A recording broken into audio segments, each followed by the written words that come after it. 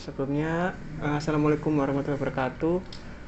Di sini saya sendiri yaitu Muhammad David Zainal Abror dan rekan saya Ariyanti Rasyana Putri akan mewawancarai salah satu UMKM yang ada di Surabaya. UMKM di sini bernama Sangting ya Pak. Sebelumnya saya pertanyakan pertama nih Pak. Uh, Usaha ini kira-kira kapan ya Pak didirikannya itu? Mulai tahun 2019, tanggal 15 April 2019. 2019. Kira-kira kenapa Bapak memilih untuk menjalankan usaha ini? Ya karena ceritanya panjang juga ya. Awalnya karena saya kerja di pabrik gula Gorontalo, karena saya diminta untuk mundur, dipaksa mundur. Akhirnya saya kembali ke Surabaya. Kemudian saya mulai usaha saya sendiri. Ya karena motivasi saya kenapa? Memang karena saya punya anak istri yang harus saya nafkahi. Lalu Pak, kira-kira berapakah modal awal yang digunakan untuk mulai usaha ini? Modal awal saya ya waktu itu kan dapat pesangon sekitar 20 jutaan. Tapi yang saya buat modal nggak sampai 10 juta ya, kira-kira 5 juta lah. Selanjutnya teman saya Pak. Di usahanya Bapak ini apakah ada struktur manajemennya seperti itu Pak? Kalau untuk struktur manajemen saya masih apa ya, belum yang seperti yang teori yang saya pernah dapat. Saya juga pernah kuliah juga nggak seperti itu ya, masih sangat sederhana lah. Cuman saya sama istri saya. Itu ya. Yang penting produksi jalan, ada konsumen yang mau pesan, cuman itu aja. Kemudian apakah di usaha Bapak ini punya kayak visi misi atau tujuan utama? Iya, pengennya sih produk kita dikenal lebih luas ya, nggak cuma tetangga sebelah. Pengennya lebih dikenal skala di Surabaya, Jawa Timur, atau bahkan ke mancanegara. Salah satu produk kami adalah Arbanat. Itu kita sudah ekspor ke Australia 3 bulan kemarin. Kalau boleh tahu Arbanat ini sejenis apa nih Pak? Arbanat semacam rambut nenek, makanan khas Surabaya, rambut nenek. Tapi saya kemas dalam bentuk yang tahan lama, karena Arbanat itu mudah keras. Mungkin bisa saya ambilkan contohnya. Iya, nggak apa-apa. Arbanat. Apa sih? Nanti saya fotokan, nanti saya masukkan ke videonya Pak.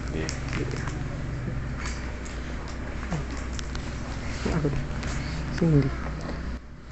Selanjutnya yang Pak, adakah kira-kira jam kerja yang diterapkan dalam usaha Bapak nggih? Kalau jam kerja ya tergantung dari pesanan.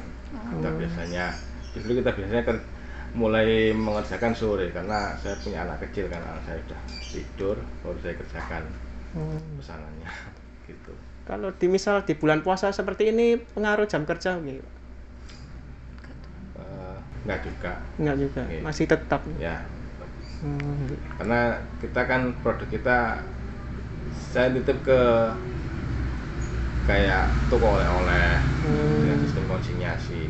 Jadi kita bikin stok. Kayak ini sudah masuk Burudi, sudah masuk Tinapika. Gitu. Mungkin nanti setelah Lebaran kita bisa masuk ke Ciko, Pilka. Kemarin kita sudah ngomong ke manajemen mereka mau terima nanti setelah Lebaran. Lalu untuk apa saja produk yang ditawarkan dalam usaha Sangti ini? Awalnya Sangti itu kan produksi pisang sama teh, namanya kan Sangti. Sang itu dari kata pisang sama teh. Tuh. Kita berjalan, kita kembangkan dari minuman teh itu kita banyak varian rasanya, varian macam-macamnya, ada lemon, ada macam-macam.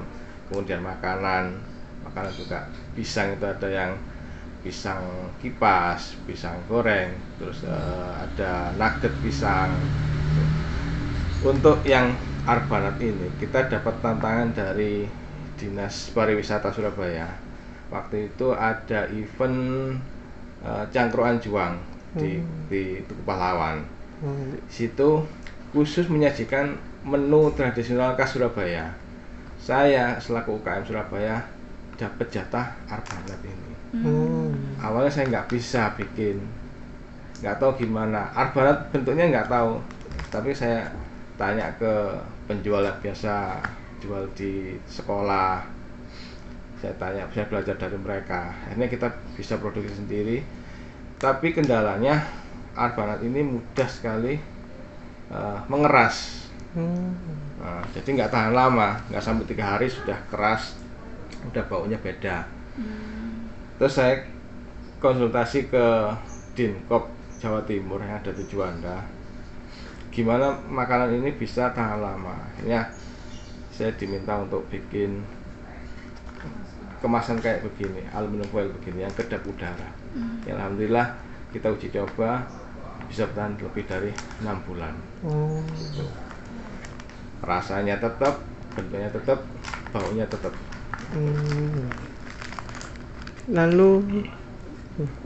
Lalu apa saja produk unggulan yang dijual dari sekian banyak usaha yang itu? Kalau untuk sementara Arbanat ini sama minuman teh. Produk unggulan.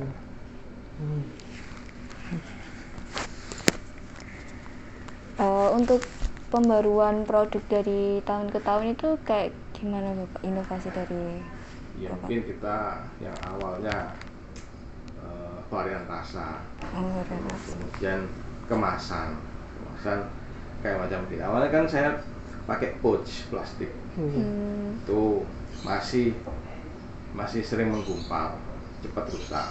Tapi karena seperti ini sudah bisa lebih tahan lama. Mungkin ke depan setelah saya dapat masukan dari Desperindak Jawa Timur, di dalam sini harus ada nitrogen. Katanya kalau ada nitrogennya bisa lebih tahan lama, nggak cepat menggumpal.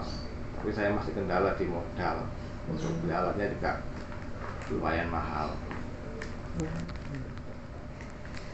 Untuk produknya kan ada banyak ya Pak, ada pisang, teh, Arbanat. Nah, produk unggulan saat ini kan Arbanat. Itu tahapan dalam pembuatannya kayak gimana? Mungkin garis besarnya aja bisa di. Cara buatnya. Iya. Bahan-bahannya yang diperlukan untuk Arbanat ini sebenarnya mudah sekali. Pertama gula pasir biasa, kemudian ada campuran tepung, minyak, sama air, sama pewarna. Kita masih bikin yang original, yang warnanya pink semacam begini. Nah, nanti ke depan saya mau kembangkan berbagai rasa. Saya masih menata pasarnya dulu. Jadi dari gula itu direbus sampai meleleh, sampai airnya hilang, kemudian dicampur dengan tepung sama minyak, dan terakhir itu ditarik-tarik gitu. Itu prosesnya sampai bentuk kayak rambut nenek. Beda antara aromanis dengan rambut nenek. Kalau aromanis itu bentuknya seperti kapas. Tapi kalau rambut nenek seperti serat rambut, gitu. seperti rambut orang. Untuk prosesnya itu bisa sampai berhari-hari apa Untuk satu hari? bikin misalkan 1 kilo gula, setengah liter air, setengah liter minyak, butuh waktu 2 jam. Memang agak lama proses merebus gulanya sampai jadi karamel, agak lama dan harus kondisi panas diolah itu. Produknya kan rambut nenek. Kenapa kok namanya Arbanat, Pak? Arbanat ini nama asli, sebutan dari kayak orang Lamongan, Gresik ini kan sebenarnya mereka yang bikin. Arbanat. Yang pusing di internet namanya Arbanat. Memang lebih dikenal dengan nama rambut nenek. Kalau bahasa Indonesia rambut nenek, tapi nama aslinya Arbanat. Saya angkat nama Arbanat karena memang namanya aslinya Arbanat, dan Arbanat Surabaya ini sudah saya patenkan, masih proses di Haki Kemenkumham gitu.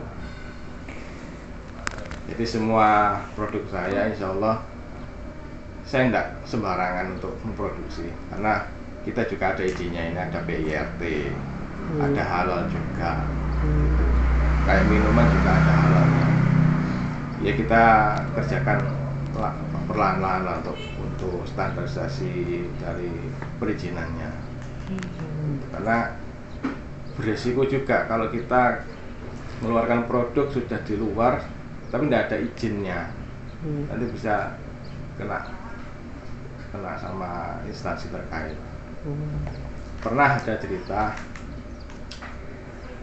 nggak ada halalnya, padahal produknya sudah masuk ke minimarket, semua ditarik, dikembalikan, dan disuruh bayar denda. Denda.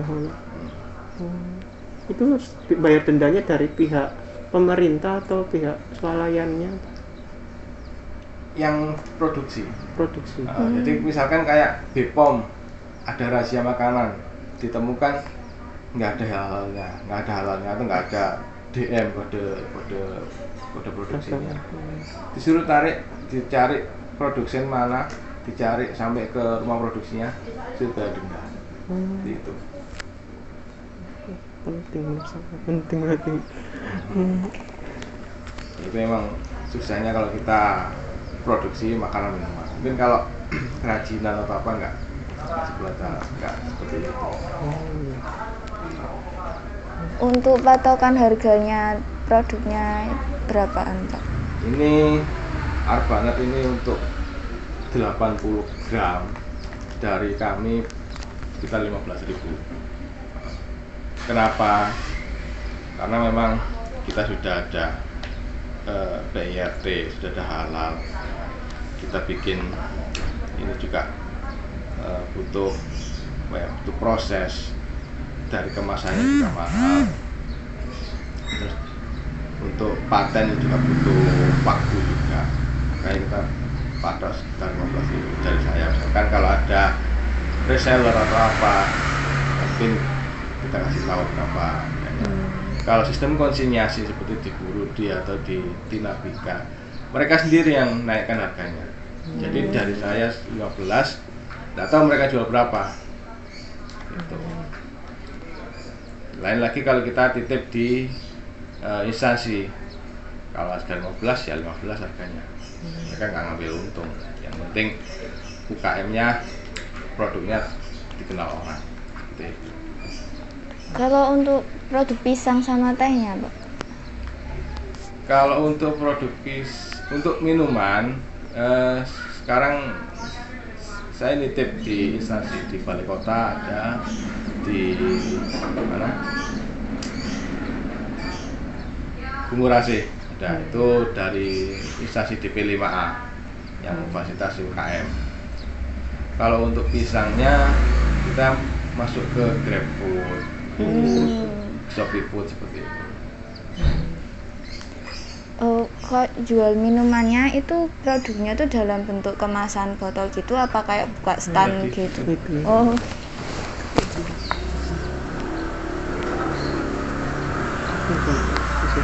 Kalau minuman kita seperti ini ya, sementara seperti ini isinya 250 ml. Ini salah satu kemasan dari black tea. Jadi kalau misalkan ada lemon atau jelly ya beda lagi.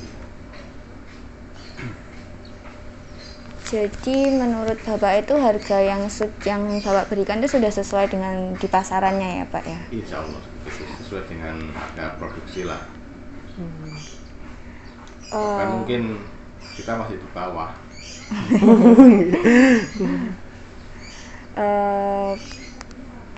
Pernah nggak Bapak itu mengalami kayak gagal produk gitu, kayak yang beli sedikit kayak gitu? Ya namanya juga usaha ya, itu resiko. Kondisi seperti itu saya alami ketika pandemi kemarin. semua outlet instansi juga tutup kan, kita harus jual secara online. Itu pernah kita terlanjur bikin banyak untuk stok di outlet, ternyata mereka tutup. Itu akhirnya kita jual online, kita tawarkan instansi. Alhamdulillah ada juga yang minat, ada yang pesan. Kita kondisikan waktu itu kondisi pandemi, kita bikin produksi yang sesuai mereka butuhkan. Mereka kan butuhnya waktu pandemi kan kayak minuman yang bervitamin, minuman yang bisa menetralisir virus. Ya, kita kemarin bikin lemon. Lemon itu kan sari jeruk nipis, kita kasih selasi. Ya, alhamdulillah dari teman-teman dari PDAM sering pesan. Gitu. Jadi ketika gagal produk itu malah membuat inovasi baru ya? Harus begitu. Harus begitu. Kalau enggak ya susah. Lalu nggih Pak, bagaimana usaha ini tuh mempromosikan produksi agar laku di pasaran? Kalau promosi kita lewat Instagram, lewat Facebook, WA. Kita kan ada grup WA, kita promosikan tiap hari. Kita bikin status. Kemudian kalau untuk ke outlet ya kita masuk mengetuk satu-satu outlet, kayak di Genteng itu kan ada banyak outlet. Kita masuk satu-satu, kita tawarkan. Terus di rumah makan tuh. Ya seperti itulah untuk mengenalkan produk kita. Terus kalau ya alhamdulillah kalau di instansi bikin event, kita pernah dipanggil untuk ngisi eventnya. Lalu bagaimana kiranya saluran distribusi pemasaran produk Sangti ini? Maksudnya distribusi produknya, penyaluran produk dari ke Misal, konsumen. ya untuk Ya lewat instansi. lewat instansi, lewat toko-toko makanan, lewat media sosial. Lalu lokasi seperti apa yang kiranya dipilih untuk memulai usaha ini ya Pak? Kiranya apa namanya, semisal di event atau itu seperti yang Bapak jelaskan tadi? Yang saya inginkan. Iya. Yang ini. Ya saya pinginnya punya stand sendiri di tempat kayak di mall atau di pinggir jalan, kayak di daerah Tunjungan itu kan sangat strategis. Pinginnya seperti itu, mengembangkan Sangti ini ke depan. Mungkin saya pinginnya ada outlet sendiri. Outlet sendiri. Kayak Burudi kan mereka punya outlet sendiri. Selain memasarkan produknya juga UKM lain bisa nitip di situ. Seperti itu. Saya ingin seperti itu. Lalu dari misalnya pandemi kemarin tuh ya Pak, itu kan pasti mengalami kendala-kendala gitu. Untuk bangkit dari keterpurukannya itu. Ya itu tadi lebih aktif di media sosial. Lebih aktif media sosial, kita gunakan Facebook, Instagram, WA segala macam untuk promosi. Nggak boleh capek, tiap hari, tiap jam. Karena ada jam-jam tertentu, kalau waktu makan siang, kita promosi. Ya memang nggak langsung pesen lah, mungkin berapa hari, mungkin mereka ada acara atau apa, mereka baru pesan, seperti itu. Lalu dari penjualan itu ya Pak, berapa keuntungan yang diperoleh setiap bulannya nih Pak? Kisarannya? Omsetnya? Iya, omsetnya. Omsetnya ya alhamdulillah di atas 3 juta lah. Lalu dalam mengatur keuangannya nggih Pak, apakah pernah mengalami kerugian, lalu bagaimana solusinya nih Pak? Kalau waktu kerugian pasti ada. Solusinya ya kita menggandeng kayak BUMN. Saya mengajukan untuk jadi UKM binaannya. Mereka kan melihat kondisi UKM seperti apa, lalu mereka ngasih kayak dana bantuan, dana pinjaman atau hibah seperti itu. Jadi untuk memutar mereka produksi, mereka mau kasih pinjaman. Asal tempat usahanya ada, produksinya ada, gitu. Sama ini saya pakai, kita kerjasama dengan PTPN 11. TPN 11. Okay. Itu jenis apa Pak PTPN 11? PTPN 11 kan apa ya? Perkebunan Nusantara. Jadi mereka punya perkebunan tebu, kopi. Nah, kita jadi UKM binaannya, mereka mau ngasih bantuan dana.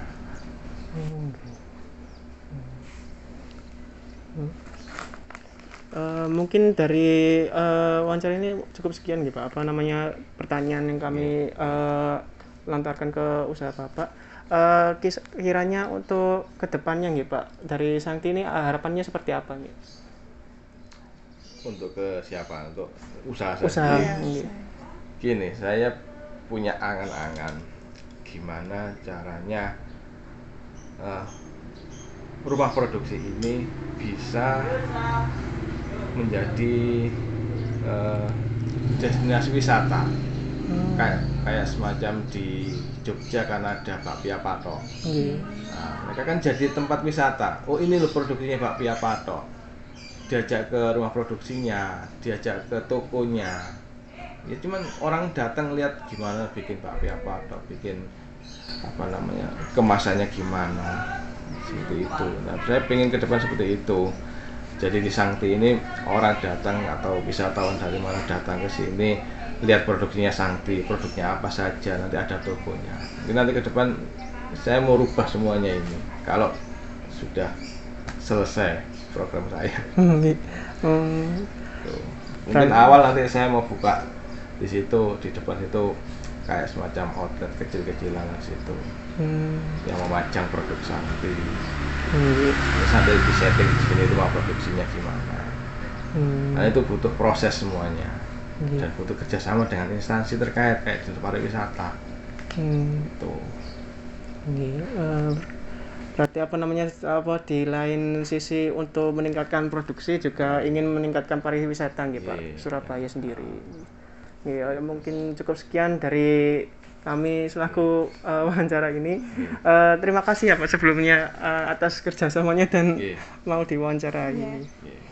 Untuk apa kiranya teman-teman atau semuanya yang ingin memesan Sangti sendiri bisa mengunjungi dari apa Pak? GrabFood.